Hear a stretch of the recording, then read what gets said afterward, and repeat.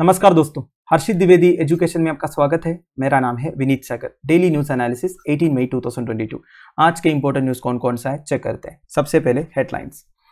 Secure Shivling area in Gyanvapi mosque, Supreme Court. देखिए, ये जो ज्ञानवापी मॉस्क वाला इश्यू है सुप्रीम कोर्ट में पहुंचा है। तो सुप्रीम कोर्ट ने अब डिस्ट्रिक्ट मजिस्ट्रेट ऑफ वाराणसी को एक डायरेक्शन दिया है, शिवलिंग जहां से डिस्कवर किया है उस एरिया को सिक्योर करने के लिए। एट द सेम टाइम जो मुस्लिम डिवोटी से उन्हें अपना रिलीजियस परफॉर्मेंसेस परफॉर्म करने के लिए परमिट भी करना है। तो एक टाइप का बैलेंस्ड डायरेक्शन दिया है सुप्रीम कोर्ट ने, पर ये अभी खत्म नहीं हुआ है दोस्तों, इसका हियरिंग अभी चलेगा। तो ये पूरा इश्यू का बैकग्राउंड हम समझेंगे। फिर देखिए, central bureau of investigation former union home minister and finance minister P Chidambaram का बेटा कार्ति को अरेस्ट किया है वीसा स्कैम केस में। तो ये पूरा वीसा स्कैम केस क्या है ये हम डिस्कस करेंगे एंड सीबीआई के बारे में भी देखेंगे। फिर देखिए, changes to biodiversity law will weaken it, Jairam Ramesh. देखिए, ये जो न्यूज़ है एक अलग वीडियो में आपको मैं समझाऊंगा, क्योंकि इसमें काफ़ी इंपॉर्टेंट पॉइंट्स है दोस्तों जो आपके एग्जामिनेशन पर्सपेक्टिव के लिए नीडेड है। तो ये बेसिकली बायोडाइवर्सिटी एक्ट जो है उसमें अमेंडमेंट्स लाने के बारे में है। एक अमेंडमेंट बिल पेश हुआ था लास्ट ईयर और एक जॉइंट पार्लियामेंट्री कमेटी को दिया था, जिसमें सीनियर कांग्रेस लीडर जयराम रमेश साहब भी हैं। तो ये देखेंगे। फिर देखिए, court hearing to restore Hindu Jain temples inside Qutub Minar urgent. देखिए, और एक सिविल सूट फाइल किया दोस्तों कि कुतुब मीनार कॉम्प्लेक्स के अंदर काफी सारे हिंदू एंड जैन टेम्पल्स है, उसे रिस्टोर करना चाहिए करके। तो इस न्यूज को इन डिटेल में डिस्कस करेंगे, साथ साथ में कुतुब मीनार कॉम्प्लेक्स के बारे में डिस्कस करेंगे। एंड देखिए, एक रिपोर्ट है दोस्तों लैंडसेट कमीशन का, पोल्यूशन कॉस्ट 9 मिलियन डेथ्स। 2019 में दुनिया में 9 मिलियन डेथ हुआ था पोल्यूशन की वजह से। तो ये रिपोर्ट को हम डिटेल में समझेंगे। फिर G7 likely to increase pressure to reverse wheat export ban. देखिए, G7 कंट्रीज इंडिया के ऊपर प्रेशर डालने वाला है। इंडिया जो वीट एक्सपोर्ट्स में बैन इंपोज किया ना, इसको रिवर्स करने के लिए। वैसे दोस्तों आपको पता है, रशिया यूक्रेन क्राइसिस की वजह से दुनिया भर में जो वीट सप्लाई होता था वो काफ़ी कम हो गया। तो फूड इनसिक्योरिटी है काफ़ी देशों में। तो India second largest producers of wheat है, तो कुछ कर सकते हो तो इंडिया ही कर सकता है। तो इंडिया पहले कर रहा था, पर अभी जाके इंडिया करीब 2-3 दिन पहले वीट एक्सपोर्ट्स के ऊपर बैन लगा दिया। तो ये न्यूज़ समझेंगे। तो टोटल 6 न्यूज़ है दोस्तों, इसमें 5 न्यूज़ हम इन डिटेल डिस्कस करेंगे। आगे जाने से पहले लेक्चर पर लाइक का बटन, चैनल को अब तक शेयर एंड सब्सक्राइब नहीं किया हो तो कर लीजिएगा। हमें सपोर्ट करने के लिए आप चैनल के मेंबर बन सकते हो ज्वाइन बटन के थ्रू, एंड सुपर थैंक्स का भी ऑप्शन है आपके पास, वो भी आप यूज़ कर सकते हो। सबसे पहले वर्ड ऑफ द डे, आयर। आयर का मतलब होता है दोस्तों एंगर, गुस्सा। एंगर का दूसरा एक वर्ड बोल सकते हो आप आयर। एक सेंटेंस दिया हुआ है, if you routinely steal your neighbour's newspaper don't be surprised to be on the receiving end of his ire. आप अगर हर दिन आपका नेबर का न्यूज़पेपर चुराओगे तो भी उसलिए वो आपके ऊपर गुस्सा होगा। You will be on the receiving end of his ire. ठीक है, तो आयर का मतलब होता है गुस्सा। शुरुआत करते हैं दोस्तों। सबसे पहला news, secure Shivling area do not restrict नमाज इन Gyanvapi mosque, Supreme court.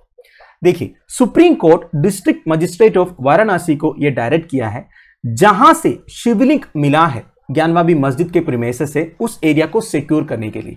But at the same time आपको मुस्लिम डिवोटीज को नमाज करने से रेस्ट्रिक्ट नहीं करना है, या फिर कोई भी रिलीजियस ऑब्जर्वेंसेस करने के लिए रेस्ट्रिक्ट नहीं करना है। तो बेसिकली सुप्रीम कोर्ट ने एक बैलेंस मेंटेन किया है। पर आपको एक चीज समझना है, केस का फाइनल जजमेंट आया नहीं है, वो तो बाद में आएगा। ठीक है, अब ये केस का हियरिंग चल रहा है। नाउ पूरा बैकग्राउंड आपको मैं बता देता हूं, उससे पहले 3 वीडियोस आपके लिए मैं सजेस्ट करूंगा।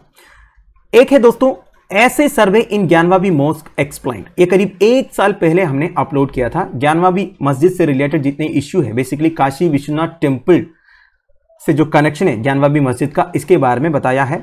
आर्कियोलॉजिकल सर्वे ऑफ इंडिया का जो सर्वे हुआ था, उन्होंने क्या बोला है, ये सब इस वीडियो में आपको मिल जाएगा।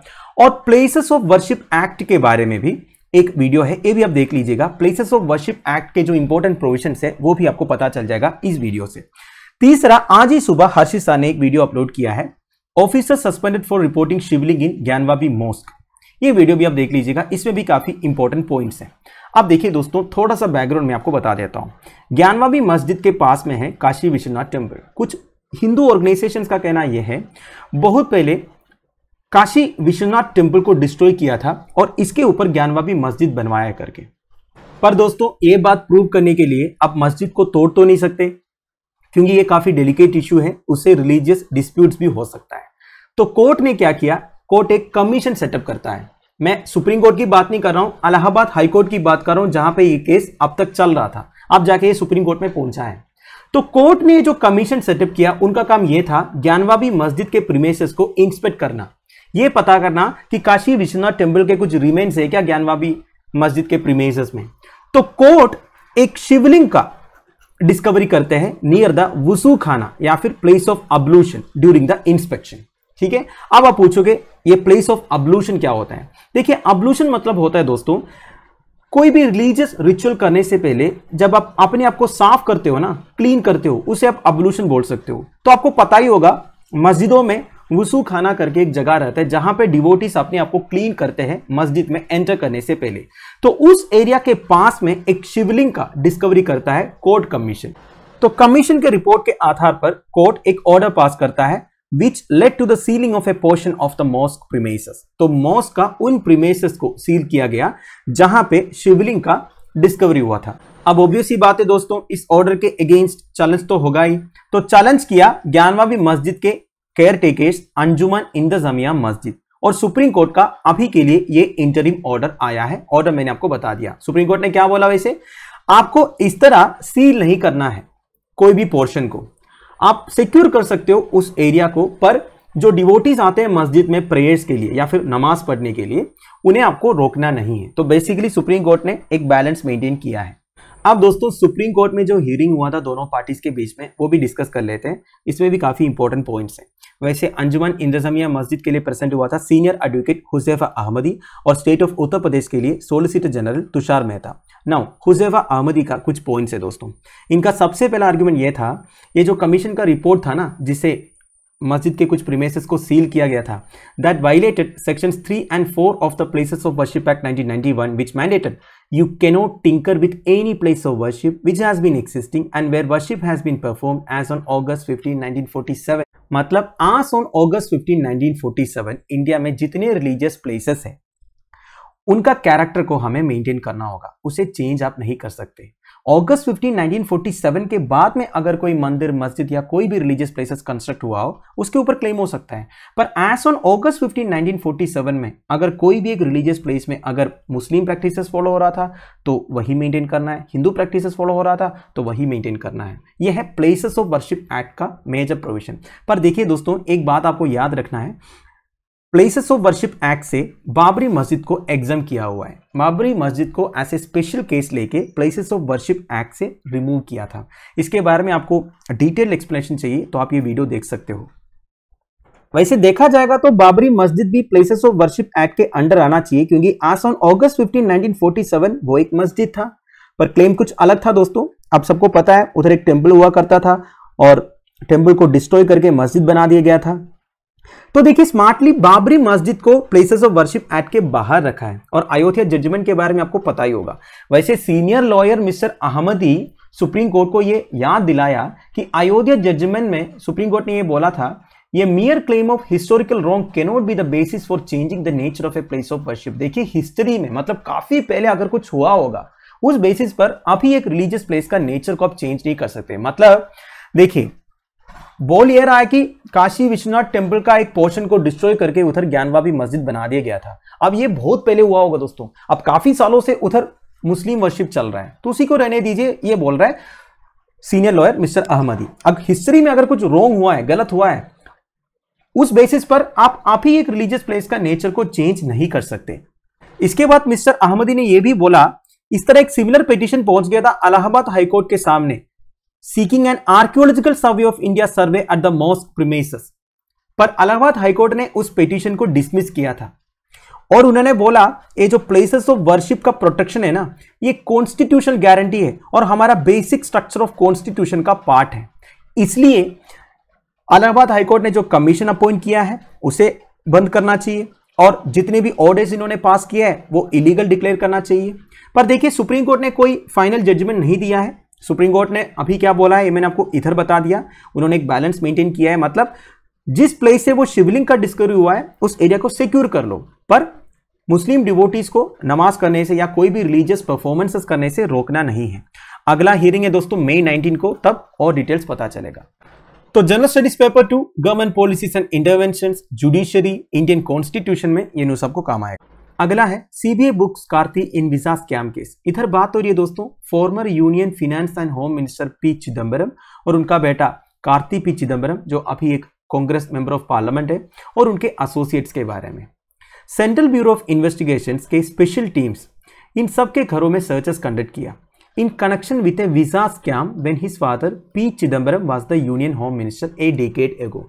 देखिए करीब 10 साल पहले जब P Chidambaram union home minister थे तब एक वीजा स्कैम हुआ था। उसी के कनेक्शन में उनका बेटा कार्ति पी चिदम्बरम और उनके एसोसिएट्स को अरेस्ट किया है सेंट्रल ब्यूरो ऑफ इन्वेस्टिगेशन। तो वो केस क्या था ये समझते हैं दोस्तों। हुआ यह था दोस्तों 2011 में Messrs Talwandi Sabo power limited करके कंपनी को मिल जाता है मानसा पंजाब में 1980 megawatt thermal power plant establish करने का कॉन्ट्रैक्ट। और तलवंडी साबो पावर लिमिटेड ने क्या किया, ये काम को आउटसोर्स किया, मतलब दूसरे एक कंपनी को ये कॉन्ट्रैक्ट दिया, Chinese firm Messrs Shandong electric power construction corporation. अब वो भी सी बात है दोस्तों, ये काम करने के लिए चाइना से लोग आना पड़ेगा। चाइना से लोग आके काम कर भी रहे थे, पर ये प्रोजेक्ट आज पर शेड्यूल चल नहीं रहा था दोस्तों, क्योंकि इस कंपनी को काफी फिनेंशियल रिपरकशंस फेस करना पड़ा बीच में, क्योंकि ये बैंक से लोन उठा रखे थे, वो ठीक से भर नहीं पा रहा था। ये सब वजह से काम जो है बिहाइंड शेड्यूल हुआ था। पर देखिए कंपनी के ऊपर प्रेशर था, तो कंपनी ये चाहते थे और लोगों को चाइना से बुलाकर इस काम को जल्दी कंप्लीट करे, ठीक है। पर देखिए उस टाइम पर हमारा मिनिस्ट्री ऑफ होम अफेयर्स का एक रूल था, आप कोई काम करवाने के लिए इंडिया के बाहर से लोगों को लाते हो ना, उसमें एक लिमिट था, एक लिमिट से ज्यादा लोगों को आप ला नहीं सकते थे। पर कंपनी कैसे भी करके लोगों को लाना चाहते थे और काम कंप्लीट करना चाहते थे। इस पर्पस के लिए कंपनी का जो रिप्रेजेंटेटिव है विकास मखरिया, वो former union home minister P Chidambaram का बेटा मिस्टर कार्ति चिदम्बरम का क्लोज एसोसिएट मिस्टर रमन को अप्रोच करते हैं और उनको एक रिक्वेस्ट लेटर सबमिट करते हैं to the ministry of home affairs foreigners division seeking permission to reuse project visas issue to the company. तो बेसिकली कंपनी के लिए जो वीसास ऑलरेडी इश्यू किए थे उसे रीयूज करने का एक परमिशन उन्होंने पूछा, किसे, ministry of home affairs foreigners division से। और उसके लिए उन्होंने डायरेक्टली एमएचए में नहीं गया, union home minister P Chidambaram का बेटा कार्ति पी चिदम्बरम का एक क्लोज एसोसिएट मिस्टर रमन के पास गया। And a few days later, he sent a copy of the letter to Mr. Raman by email, which was later forwarded to Mr. Karti. इसके लिए letter विकास मखरिया ने mister Raman को दिया था और मिस्टर रमन बाय ईमेल इस लेटर को फॉरवर्ड किया मिस्टर कार्ति पी चिदम्बरम को। नाउ सीबीएस इन्वेस्टिगेशन ऑफिसर इनके रिपोर्ट में यह बोला, which is a part of FIR, Mr. Raman, after discussion with the then Home Minister, demanded an illegal gratification of 50 lakh for ensuring the necessary approval. अब ये approval out of turn था और ये approval के लिए mister Raman 50 lakh bribe मांगे थे। और बाद में अगस्त 30, 2011 को ये पता चलता है कंपनी को परमिशन मिल गया for reuse of 263 project visas. Basically mister Raman 50 lakh लिया मिस्टर विकास मखरिया से और मिनिस्ट्री ऑफ होम अफेयर्स से परमिशन भी ग्रांट करवाया। और सीबीआई को यह पता चला, कांस्टेंट ईमेल कम्युनिकेशन चल रहा था मिस्टर विकास मखरिया, मिस्टर रमन और मिस्टर कार्ति के बीच। अब दोस्तों सीबीआई ने यह बोला, ये जो प्रोजेक्ट विसास मिला है ना चाइनीज कंपनी को, ये एक स्पेशल टाइप ऑफ वीसा है जो मिनिस्ट्री ऑफ होम अफेयर्स अक्टूबर 2010 में इंट्रोड्यूस किया था, only for power and steel sectors only. मेरा कहने का मतलब है, अगर पावर एंड स्टील सेक्टर्स में काम करवाने के लिए आप बाहर से लोगों को लाना चाहते हो तो उनके लिए एक स्पेशल टाइप ऑफ वीजा मिलता है। तो वही वीजा मिला है अब ये चाइनीज कंपनी को। पर देखिए दोस्तों, इस वीसा के कुछ गाइडलाइंस भी है जो यूनियन होम मिनिस्टर तब का चिदम्बरम साहब ने अप्रूव किया था। गाइडलाइंस ये कहता है दोस्तों, there was no provision for reuse of project visas. आप प्रोजेक्ट वीसास को रीयूज नहीं कर सकते। एक बार एक प्रोजेक्ट के लिए जो वीजा इश्यू होता है उसे एक ही बार के लिए यूज करना है, इसके बाद आप यूज नहीं कर सकते। पर इधर ये रीयूज हुआ है। उस सर्कुलर में यह भी बोला है आप रीयूज कर सकते हो in rare and exceptional cases but granted only with the approval of home secretary. अगर आपको रीयूज करना है प्रोजेक्ट विसास को, इसके लिए स्पेशल परमिशन की जरूरत है होम सेक्रेटरी का भी। तो इधर ये कुछ नहीं लिया गया, सीधा सीधा दिया गया 50 लाख लेके इन्हें वीजा मिल गया। बेसिकली प्रोजेक्ट विसास को रीयूज करने का परमिशन मिल गया, ठीक है। Now the FIR noted that in view of the above circumstances deviation in terms of reuse of project visas was likely to have been approved by the then Home Minister Government of India। तो ये जो project विसास को reuse करने का permission then home minister P Chidambaram साहब ने दिया है करके सीबीआई का एलिगेशन है। तो इसलिए अब चिदम्बरम का बेटा पी कार्ति को और उनके एसोसिएट्स को अरेस्ट किया। अब समझ गए ना, अगर आपको प्रोजेक्ट वीजास को रीयूज करना है तो स्पेशल परमिशन की जरूरत है and special approval of home secretary also. इधर ये सब कुछ नहीं लिया गया, बस अप्रूवल ऑफ होम मिनिस्टर मिला और इनको परमिशन भी मिल गया, तो सीबीआई ने पकड़ लिया। इससे पहले भी आपको शायद याद होगा मिस्टर चिदम्बरम फंसे थे जब इनका बेटा कार्ति पी चिदम्बरम वेदांता ग्रुप से 1.5 करोड़ रुपीस लिए थे नवंबर 2003 में, और अगले साल mister Chidambaram union finance minister भी बन गए थे।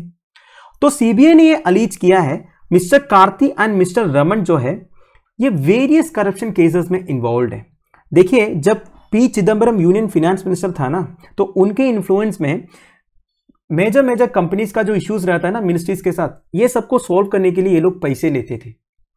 And the CBI operation comes at a time when mister Chidambaram's tenure comes to an end in Rajya Sabha. देखिए, मिस्टर चिदम्बरम अभी राज्यसभा एमपी है, तो इनका टेन्यूर खत्म होने वाला है, तो इस टाइम पर सीबीआई का ये ऑपरेशन चल रहा है, ये भी सिग्निफिकेंट। और ऐसा सुनने में आया है इनका रीनॉमिनेशन होने वाला है तमिलनाडु से, पर अगर इस केस में फिर से फंस जाएगा तो वो रीनॉमिनेशन भी नहीं मिलेगा। तो दोस्तों दैट्स इट। आई होप आपको पूरा केस समझ में आया होगा। Now central bureau of investigation के बारे में कुछ basic details.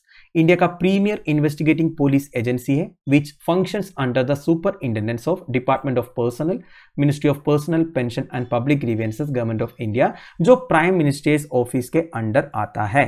Prevention of corruption act के अंदर कुछ ऑफेंसेस को इन्वेस्टिगेट करने के लिए सीबीआई का जो सुपरिंटेंडेंस है वो सेंट्रल विजिलेंस कमीशन के पास है, ये भी आप ध्यान दीजिएगा। अगर इंटरपोल मेंबर कंट्रीज को कोई इन्वेस्टिगेशन करना है इंडिया में, तो इसके लिए नोडल पुलिस एजेंसी सीबीआई है। बेसिकली इंटरपोल के मेंबर्स जब इंडिया में आते हैं ना कुछ इन्वेस्टिगेशन के लिए, तो उनका जितना हेल्प चाहिए वो सब सीबीआई प्रोवाइड करते हैं, ये भी आप ध्यान दीजिएगा। नाउ इनका जो कन्विक्शन रेट है that is as high as 65 to 70%, मतलब जितने केसेस वो इन्वेस्टिगेट किया है अब तक उसमें 70% तक सक्सेसफुली कंप्लीट किया है, and it is one of the best investigation agencies in the world. Now कौन कौन से क्राइम्स के ऊपर सीबीआई इन्वेस्टिगेट करते हैं? Anti corruption crimes. देखिए, गवर्नमेंट ऑफ इंडिया के अंडर जितने एम्प्लॉयज आते हैं, पीएसयूज के ऑफिशियल से, कॉरपोरेशन से, बॉडी से, इनसे रिलेटेड अगर कोई करप्शन केसेस है वो सब इन्वेस्टिगेट करता है सीबीआई। फिर देखिए मेजर इकोनॉमिक क्राइम्स जो है दोस्तों, जैसे कि आपने वो हर्षद मेहता वाला स्कैम 1992 वेब सीरीज देखा होगा, उसमें सीबीआई इन्वेस्टिगेट करते हैं। तो इस तरह का जो मेजर फिनेंशियल स्कैम्स वगैरह दोस्तों, चाहे वो फेक इंडियन करेंसी नोट से रिगार्डिंग हो, बैंक फ्रॉड्स हो, साइबर क्राइम हो, import export and foreign exchange violations हो, smuggling of narcotics, antiques, cultural property, smuggling of other contraband items हो, ये सब भी सीबीआई इन्वेस्टिगेट करते हैं। फिर देखिए for investigation of serious and organised crime, अगर ऐसा कोई क्राइम है देश में, मतलब हमारे इंडियन पिनल कोड या कोड ऑफ क्रिमिनल प्रोसीजर के अंडर जो लिखा है ना, मतलब मेजर क्राइम्स कभी भी कोई भी स्टेट में होता है तभी सीबीआई इन्वेस्टिगेट कर सकता है, पर इसके लिए स्टेट गवर्नमेंट का रिक्वेस्ट की ज़रूरत है या फिर सुप्रीम कोर्ट या हाई कोर्ट का ऑर्डर की ज़रूरत है। वैसे स्टेट गवर्नमेंट का कंसर्न के बारे में एक अलग वीडियो मैंने बनाया था, काफ़ी न्यूज़ में था। सीबीआई का दो टाइप का कंसर्न होता है, एक होता है जनरल कंसर्न और एक होता है स्पेसिफिक कंसर्न। मतलब देखिए, जनरल कंसर्न मतलब सीबीआई कभी भी आके कोई भी स्टेट में कोई वो स्टेट से रिलेटेड केसेस इन्वेस्टिगेट कर सकता है, पर कुछ केसेस को अगर इन्वेस्टिगेट करना है तो पर्टिकुलर स्टेट गवर्नमेंट का कंसर्न की जरूरत है। और काफ़ी सारे अपोजिशन रूल्ड स्टेट्स जो आज इंडिया में हैं, जैसे केरला, वेस्ट बंगाल, ये सब हो गया, उन्होंने जनरल कंसर्न दिया नहीं है, मतलब एक एक केस के लिए सीबीआई को उनका परमिशन लेना पड़ेगा, ठीक है। पर अगर सुप्रीम कोर्ट का ऑर्डर है, हाई कोर्ट का ऑर्डर है, तब आगे कर सकते हैं। वैसे स्टेट का कंसर्न की भी जरूरत है। वैसे आप हर्षित द्विवेदी नाम के साथ सीबीआई करके सर्च कीजिए, आपको 2-3 वीडियोस मिल जाएगा, काफी इंफॉर्मेटिव है। So general studies paper 4 corruption cases, case studies, ये सब न्यूज आपको काम है। अगला है hearing to restore Hindu Jain temples inside Qutub Minar urgent. देखिए, साउथ दिल्ली में जो कुतुब मीनार कॉम्प्लेक्स है उसके अंदर Hindu and Jain temple complexes है और उसे रिस्टोर करना चाहिए करके एक सिविल सूट पहुंच गया है साकेत कोर्ट में। साकेत कोर्ट दिल्ली का एक डिस्ट्रिक्ट कोर्ट कॉम्प्लेक्स है, तो इस केस को अगला हियरिंग के लिए रखा हुआ है मई 24 को। वैसे सिविल सूट क्या कहता है दोस्तों?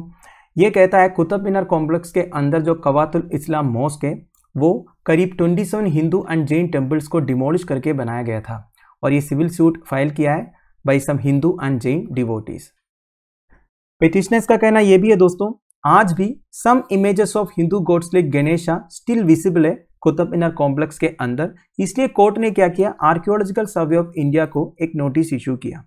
तो आर्कियोलॉजिकल सर्वे ऑफ इंडिया ने कोर्ट को यह बोला है इनका कोई प्लान नहीं है कोई भी स्ट्रक्चर को रिमूव करने का, एंड इसी सबमिशन को रिकॉर्ड में लेते हुए कोर्ट ने स्टेटस को मेंटेन करने के लिए बोला है कॉम्प्लेक्स के अंदर, मतलब कोई भी स्ट्रक्चर्स को रिमूव नहीं किया जाएगा, कोई भी स्ट्रक्चर को नया इंस्टॉल नहीं किया जाएगा, जैसा है वैसे ही रहेंगे। वैसे दोस्तों इस सिविल सूट में ऐसे कई सारे इंफॉर्मेशन इन्होंने मेंशन किया है जो वो लोग क्लेम करते हैं आर्कियोलॉजिकल सर्वे ऑफ इंडिया से मिला हुआ है।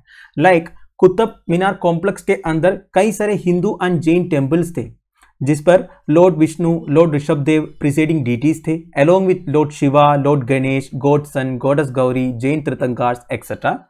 एंड आज का जो कुतुब मीनार एंड कुतुब टावर है ये पहले ध्रुव मेरू ध्वज या मेरू टावर थी। अब दोस्तों कुतुब मीनार कॉम्प्लेक्स के बारे में कुछ basic details. Qutub Minar complex basically some monuments and buildings है from the Delhi sultanate located at Mehrauli in Delhi India. Qutub Minar complex में जो कुतुब मीनार है victory tower, it is named after religious figure Sufi saint Khwaja Qutbuddin Bakhtiyar Kaki. ये नाम आप ध्यान दीजिएगा, कुतुब मीनार का जो नाम इनसे ही आया है। एंड कुतुब मीनार का जो कंस्ट्रक्शन है it was started by Qutubuddin Aibak जो फर्स्ट सुल्तान ऑफ दिल्ली थे फ्रॉम द मामलुक डिनास्टी या फिर गुलाम वंश। तो गुलाम वंश के पहला सुल्तान ऑफ दिल्ली कौन थे? कुतुबुद्दीन ऐबक। उन्होंने कुतुब मीनार का कंस्ट्रक्शन शुरू किया था। नाउ इसके बाद इनका सक्सेसर इल्तुतमिश ने कंस्ट्रक्शन कंटिन्यू रखा एंड फाइनली कंस्ट्रक्शन को कंप्लीट किया फिरोज शाह तुगलक, ये sultan of Delhi from Tughlaq dynasty. तो तुगलक डिनास्टी के सुल्तान ऑफ दिल्ली फिरोज शाह तुगलक ने कंस्ट्रक्शन कंप्लीट किया था। नाउ कुब्बत उल इस्लाम मॉस्क या फिर dome of Islam later corrupted into Quwwatul Islam stands next to the Qutub Minar. तो कुतुब मीनार के बगल में आपको मिलेगा कवातुल इस्लाम जिसके बारे में हमने अभी डिस्कस किया था। Now many subsequent rulers including the Tughlaqs, Alauddin Khilji, British added structures to the complex. आप देखिए दोस्तों ये जो कुतुब मीनार कॉम्प्लेक्स है ना उसमें जितने भी स्ट्रक्चर्स है वो अलग अलग रूलर्स ने कंस्ट्रक्ट करवाया है। लाइक तुगलक्स ने किया, अलाउद्दीन खिलजी ने किया, ब्रिटिशर्स ने किया। And apart from Qutub Minar and Quwwatul Islam mosque other structures in the complex include. देखिए ये जो कुतुब मीनार एंड कवातुल इस्लाम मॉस्क जो है सबसे इंपॉर्टेंट स्ट्रक्चर्स आप बोल सकते हो कुतुब मीनार कॉम्प्लेक्स में। इसके अलावा भी कई सारे इंपॉर्टेंट स्ट्रक्चर्स है, ध्यान दीजिएगा, लाइक अले Darwaza gate, Alai Minar, iron pillar and inside the complex like the tombs of Iltutmish, Alauddin Khilji, Imam Zamin, इन सब के जो टॉम्स है वो भी आपको कुतुब मीनार कॉम्प्लेक्स के अंदर देखने को मिलेगा। So general studies paper 2 judiciary religious places में आपको ये न्यूज काम आएगा। अगला है G7 likely to increase pressure on India to reverse wheat export ban. देखिए करीब 2 दिन पहले हमने एक न्यूज कवर किया था, गवर्नमेंट ऑफ इंडिया ने व्हीट एक्सपोर्ट्स के ऊपर बैन लगाया। वैसे देखिए दोस्तों रशिया यूक्रेन क्राइसिस के बाद दुनिया भर में व्हीट के जो एक्सपोर्ट्स है वो कम हो गया था। वैसे India second largest producer of wheat है, तो इंडिया इस सिचुएशन का फायदा उठाते हुए ज़्यादा व्हीट एक्सपोर्ट कर रहा था। पर देखिए आजकल इन्फ्लेशन हो रहा है और हमारा डोमेस्टिक कंजप्शन भी बहुत ज़्यादा है। अगर हम इस टाइम पर व्हीट एक्सपोर्ट करेंगे तो हमारे लिए कुछ बचेगा नहीं, इसलिए गवर्नमेंट ऑफ इंडिया ने क्या किया, व्हीट एक्सपोर्ट्स को बैन किया। तो अब G7 के जो मेंबर कंट्रीज है वो इंडिया को अपील करने वाला है आप व्हीट एक्सपोर्ट्स को जारी रखिए करके, क्योंकि पूरे दुनिया भर में फूड इनसिक्योरिटी हो रहा है। क्योंकि रशिया एंड यूक्रेन जो है सबसे ज़्यादा व्हीट एक्सपोर्ट्स करते थे और अब जो रशिया यूक्रेन क्राइसिस इसकी वजह से दुनिया भर में व्हीट की जो सप्लाई है वो कम हो चुका है। तो इंडिया ही है ऐसा एक कंट्री जो कुछ कर सकता है। तो G7 जो एक डेवलप्ड कंट्रीज के ग्रुप है वो इंडिया को बेसिकली रिक्वेस्ट करने वाला है कि आप व्हीट एक्सपोर्ट्स को कंटिन्यू रखिए करके। वैसे दोस्तों G7 कंट्रीज कौन कौन से हैं? देखिए G7 एक ऐसा ऑर्गेनाइजेशन है जिस पर दुनिया का लार्जेस्ट 7 एडवांस्ड इकोनॉमीज है जो global trade and international financial system को डोमिनेट करते हैं। वैसे कौन कौन से कंट्रीज है? Canada, Italy, Japan, France, Germany, United kingdom and United states of America. वैसे दोस्तों पहले ये G8 था, ठीक है, रशिया भी था साथ में, पर रशिया 2014 में जब क्रीमिया को अनेक्स किया तब इनको एक्सपेल किया गया। तो अभी के लिए G7 है। तो G7 का अगला समिट होने वाला है दोस्तों जून 26 से 28 तक। तो इस समिट में प्रधानमंत्री नरेंद्र मोदी जी को भी इन्वाइट किया है। तो हो सकता है इस समिट में भी प्रधानमंत्री के ऊपर प्रेशर डालेंगे कि व्हीट एक्सपोर्ट्स को कंटिन्यू करने के लिए। वैसे दोस्तों G7 कंट्रीज डायरेक्टली इंडिया को ये बोला नहीं कि आपका जो व्हीट एक्सपोर्ट बैन है उसे रिवर्स करो। ये हमें तब पता चला जब हमारे minister of state for external affairs V Muraleedharan साहब गए थे न्यूयॉर्क में to participate in a high-level ministerial meeting on global food security and call to action। तब G7 कंट्रीज का ये जो स्टैंड के बारे में हमें पता चला, मतलब G7 कंट्रीज आगे जब समिट होगा जिस पर हमारा प्रधानमंत्री जाएंगे तब इंडिया के ऊपर प्रेशर डाल सकता है। देखिए बात तो सच है दोस्तों, पूरी दुनिया में फूड इनसिक्योरिटी है। वीट की जो अवेलेबिलिटी है वो बहुत कम हो गया क्योंकि रशिया एंड यूक्रेन से जितना वीट आता था वो आजकल आ नहीं रहा है। वैसे दोस्तों एक ग्लोबल फूड सिक्योरिटी मीटिंग भी होने वाला है यूनाइटेड नेशंस में, जिसे होस्ट करेंगे US secretary of state Antony Blinken. तो इस मीटिंग में भी इंडिया वीट एक्सपोर्ट बैन वाला जो इश्यू है यही डोमिनेट करने वाला है। वैसे दोस्तों सारे कंट्रीज का एक्सपेक्टेशन ये है इंडिया अपना जो डिसीजन है वीट एक्सपोर्ट्स बैन करने का उसे रिवर्स करेंगे, क्योंकि लास्ट ईयर शायद आपको याद होगा पैंडेमिक के दौरान इंडिया एक्सपोर्ट ऑफ मेडिसिन के ऊपर भी बैन लगाया था, पर जब इंटरनेशनल प्रेशर आया तो उस बैन को रिवर्स किया गया। तो जब इंडिया में वीट के जो प्राइसेस स्टेबलाइज हो जाएंगे तब हो सकता है गवर्नमेंट ऑफ इंडिया इस डिसीजन को रिवर्स करे, ऐसा एक्सपेक्टेशन है, पर मुझे नहीं लगता है ऐसा होगा, क्योंकि हम अगर ज़्यादा वीट एक्सपोर्ट करेंगे हमारे देश में जो वीट का प्राइसेस है उसे हम बिल्कुल स्टेबलाइज नहीं कर पाएंगे। अब दोस्तों वीट एक्सपोर्ट्स के बारे में कुछ बेसिक डिटेल्स। दुनिया भर में जितना वीट एक्सपोर्ट्स होता है उसका 18% से ज़्यादा केवल रशिया से आता था। 2019 का अगर आप डाटा चेक करोगे, रशिया एंड यूक्रेन मिलकर 25.4% ऑफ वर्ल्ड्स वीट एक्सपोर्ट किए थे। टॉप 5 कंट्रीज कौन कौन सा है जो सबसे ज़्यादा वीट एक्सपोर्ट करता है in terms of highest dollar value? Russia, United states of America, Canada, France and Ukraine. Egypt दुनिया का बिगेस्ट इंपोर्टर ऑफ वीट है। टर्की भी बहुत ज़्यादा वीट इंपोर्ट करता है। टर्की का टोटल इंपोर्ट्स का 74% जो है रशिया एंड यूक्रेन से आता है। India second largest producer of wheat है with a share of around 13.5% of world total production. तो दुनिया में जितना वीट प्रोड्यूस होता है उसका 13.5% इंडिया करता है, सेकंड लार्जेस्ट प्रोड्यूसर भी है। वैसे largest producer of wheat China है, ध्यान दीजिएगा। पर देखिए दोस्तों इंडिया में डोमेस्टिक कंजप्शन बहुत ज़्यादा है, इसलिए हम ज़्यादा एक्सपोर्ट नहीं करते। आपको पता ही होगा गवर्नमेंट ऑफ इंडिया का काफ़ी स्कीम्स है जिसमें free supply of food grains होता है। अब एक्सपोर्ट्स की बात किया जाए तो India accounts for even less than 1% in world wheat export. ठीक है, 1% से नीचे है हमारा share in world wheat export, ध्यान दीजिएगा। पर देखिए रिसेंटली रशिया यूक्रेन क्राइसिस के बाद थोड़ा सा इंक्रीज हुआ था। इससे पहले 2016 में भी 0.14% इंक्रीज हुआ था, 2020 में 0.54% इंक्रीज हुआ था। वैसे देखा जाएगा तो इंडिया का जो शेयर है वो मार्जिनल है वर्ल्ड वीट एक्सपोर्ट्स में। तो जनरल स्टडीज 2 और 3, government policies, food security, international relations, ये सब में ये न्यूज आपको काम आए। अगला है दोस्तों changes to biodiversity law will weaken it. देखिए ये जो पर्टिकुलर न्यूज है एक अलग वीडियो के थ्रू आपको समझाऊंगा, क्योंकि इसमें कुछ ऐसा पॉइंट्स है जो आपके एग्जामिनेशन पर्सपेक्टिव में वेरी मच इंपॉर्टेंट है। वैसे मैं आपको ब्रीफली बता देता हूँ ये क्या है दोस्तों। देखिए 2021 में एक बिल पेश हुआ था पार्लियामेंट में, बायोलॉजिकल डाइवर्सिटी अमेंडमेंट बिल 2021। ये bill basically biological diversity act 2002 को अमेंड करना चाहता है, और ये बिल रेफर किया था एक जॉइंट पार्लियामेंट्री कमेटी के लिए।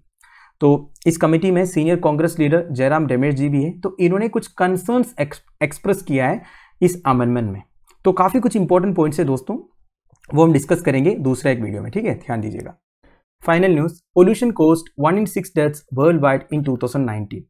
Landsat Commission on Pollution and Health का एक रिपोर्ट के हिसाब से 2019 में दुनिया भर में 9 मिलियन डेथ्स रिपोर्ट हुआ पोल्यूशन की वजह से। मतलब दुनिया भर में जितना डेथ हुआ 2019 में उसका 1/6 पोल्यूशन की वजह से हुआ, और सबसे ज़्यादा industrial pollution such as air pollution और केमिकल पोल्यूशन की वजह से डेथ हुआ है। वैसे दोस्तों 2019 में इंडिया में एयर पोल्यूशन की वजह से 1.67 मिलियन इंडियंस का डेथ हुआ था, अकाउंटिंग फॉर 18% ऑफ ऑल फैटेलिटीज। मतलब जितना डेथ हो रहा है उसका 18% जो है दोस्तों वो एयर पोल्यूशन की वजह से हुआ था इंडिया में। और ये जो हेल्थ इंपैक्ट है दोस्तों पोल्यूशन की वजह से होता है वो सबसे ज़्यादा इंपैक्ट करते हैं लो एंड मिडिल इनकम कंट्रीज को। Pollution human and planetary health के लिए लार्जेस्ट एक्सटिंक्शन थ्रेट है दोस्तों। अगर आप पोल्यूशन को प्रिवेंट करोगे तो हम क्लाइमेट चेंज को भी स्लो डाउन कर सकता है। अब दोस्तों ये जो Lancet Commission on Pollution and Health को ये सारे डाटा कहां से मिला? 2015 Global Burden of Disease Study हुआ था, उसमें से इनको डाटा मिला है। वैसे Global Burden of Disease Study के हिसाब से pollution was responsible for an estimated 9 million death, that is 16% of all deaths globally. देखिए 2015 में भी दुनिया भर में जितना डेथ हो रहा था उसका 16% पोल्यूशन की वजह से हो रहा था, और ये जो नंबर है आज भी चेंज नहीं हुआ है। मतलब हमारा जो सिचुएशन है या फिर कंडीशन है ये चेंज नहीं हुआ है। पोल्यूशन 10 साल पहले भी ऐसे ही था, अभी भी ऐसे ही है, थोड़ा सा इंक्रीज हुआ है और कुछ नहीं। वैसे दोस्तों मैंने आपको बोला 2019 में 9 मिलियन पोल्यूशन एट्रीब्यूटेबल डेथ हुआ। अगर आप ब्रेकडाउन देखोगे, एयर पोल्यूशन की वजह से 6.67 मिलियन का डेथ हुआ, वाटर पोल्यूशन की वजह से 1.36 मिलियन का प्री मैच्योर डेथ हुआ। क्या होता है दोस्तों प्री मैच्योर डेथ? मतलब जो नॉर्मल लाइफ स्पैन है उससे कम में जब लोगों का डेथ होता है, ठीक है, उसे आप प्री मैच्योर डेथ बोल सकते हो। नाउ लेड पोल्यूशन की वजह से 9 लाख प्री मैच्योर डेथ हुआ, followed by toxic occupational hazards की वजह से, जैसे कि कोल माइनिंग, सल्फर माइनिंग, ये सब की वजह से भी लोगों का डेथ हुआ है 8,70,000।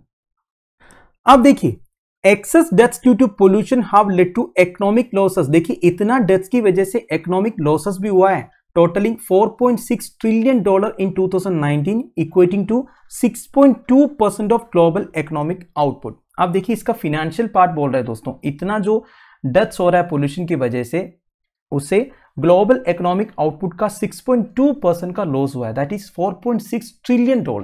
और 92% ऑफ ये जो पोल्यूशन रिलेटेड डेथ्स है दोस्तों, and greatest burden of pollution economic losses है जो दोस्तों, ये low income and middle income countries में होता है। बेसिकली जो अपर इनकम कंट्रीज है या फिर डेवलप्ड कंट्रीज है, उनके लिए उतना इंपैक्ट नहीं है पोल्यूशन की वजह से।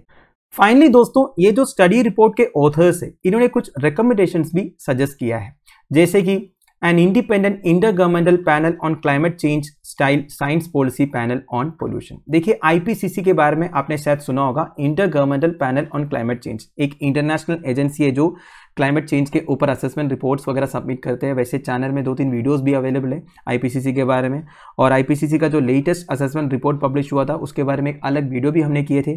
तो उसी स्टाइल का एक साइंस पॉलिसी पैनल होनी चाहिए पोल्यूशन के ऊपर भी। बेसिकली IPCC क्लाइमेट चेंज के ऊपर असेसमेंट रिपोर्ट्स पब्लिश करते हैं, तो उसी स्टाइल का पोल्यूशन के ऊपर भी एक इंटरनेशनल साइंस या पॉलिसी पैनल होनी चाहिए, जो पोल्यूशन के बारे में हमें बताएंगे, उसे प्रिवेंट करने के लिए क्या क्या करेंगे, प्रेजेंट पोल्यूशन रेट क्या है, ये सब।